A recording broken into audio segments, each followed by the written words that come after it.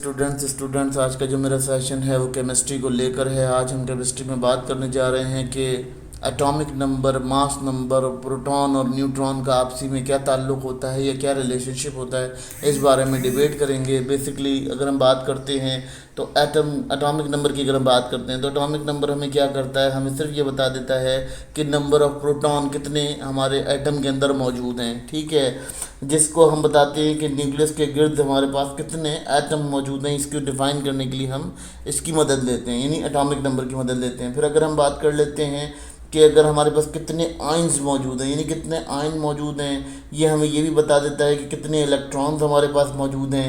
ये भी हमारी जो है एटॉमिक नंबर से डिस्कशन होती है।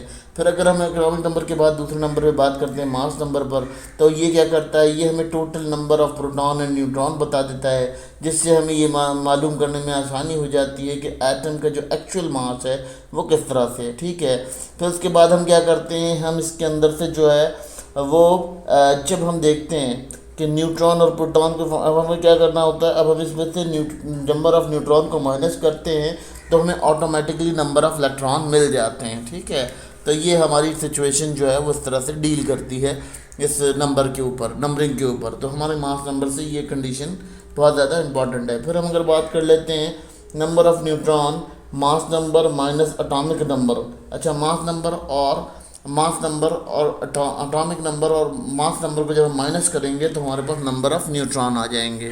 अगर यहाँ हम एग्जांपल के तौर पर देखते हैं मास नंबर के हिसाब से, मास नंबर हमें किस तरह से बताता है। अगर हम एग्जांपल ले लेते हैं मास नंबर का, तो हमें ये चीज़ देखने को मिलती है, कार्बन का एक आइटम है, ठीक है। कार्बन के आइटम में क्या है कि उसके 6 प्रोटॉन हैं और 6 ही न्यूट्रॉन हैं। हम जब उसको प्लस कर लेते हैं तो 12 हो जाता है, लेकिन जब हम उनको माइनस करते हैं तो ऑलमोस्ट हमारे पास 6 बच जाता है। तो वो 6 जो है वो इलेक्ट्रॉन के नंबर्स चले जाते हैं। तो ये हमें एक ज़रा कन्फ्यूज़न है, लेकिन ये क्लियरिटी यहाँ पर मिल जाती है और इससे हमें समझ में आ जाता है कि हमारा जो एटम है वो किस तरह से काम कर रहा है, किस तरह से गवर्न कर रहा है। अब इसके फ़वाइद बात करते हैं कि इसके फ़वाइद क्या होते हैं मास नंबर और एटॉमिक नंबर के। यानी जब आपके पास मास नंबर की नॉलेज होती है तो आपको ये कंडीशन क्लियर हो जाती है कि आपको किसी भी एटम के आइसोटोप्स मालूम करने में आसानी हो जाती है। आइसोटोप्स क्या होता है कि जैसे आपके किसी एटम का सेम एटम है, सेम ग्रुप ऑफ एटम है, मगर उसके जो नंबर ऑफ मास नंबर जो है वो चेंज है, उसकी क्वांटिटी चेंज है, तो वो कंडीशन क्या हो रही है, वहाँ पर आपका नंबर ऑफ़ प्रोटॉन इंक्रीज़ हो रहा है, यानी नंबर ऑफ़ न्यूट्रॉन इंक्रीज़ हो रहा है। असल में क्या होता है कि एटम के नंबर ऑफ़ न्यूट्रॉन चेंज होते हैं, नंबर ऑफ़ प्रोटॉन कहीं चेंज नहीं होते,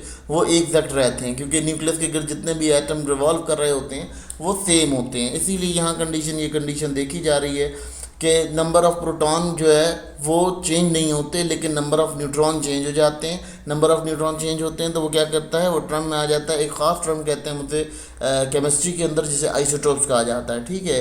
तो उससे क्या होता है, उससे मास नंबर उसका चेंज हो जाता है और ये हमें देखने को मिलता है कि हमारा मास नंबर तब्दील हो जाता है। अब कंडीशन ऐसी हो जाती है कि यहाँ पर अगर हम बात कर लेते हैं कार्बन के ऊपर मिसाल रख के, तो एक कार्बन का एक आइटम है जिसके 14 नंबर हैं, लेकिन हम उसको जो है अगर हम उसका ओरिजिनल नंबर देखें तो ओरिजिनल नंबर से डिफरेंट है। तो अब हम क्या करेंगे, अब हम उसकी अगेन कैलकुलेशन करेंगे। जब हम एटॉमिक नंबर को माइनस करेंगे मास नंबर से, तो हमारे पास ऑलमोस्ट क्या आएगा, हमारे पास रिटर्न में जो कंडीशन आ जाएगी वो हमारे पास उसके न्यूट्रॉन्स बचेंगे। जो न्यूट्रॉन्स बचेंगे तो न्यूट्रॉन की अनबैलेंसी ये जो है यूनिवर्सली हो जाती है एलिमेंट्स के अंदर।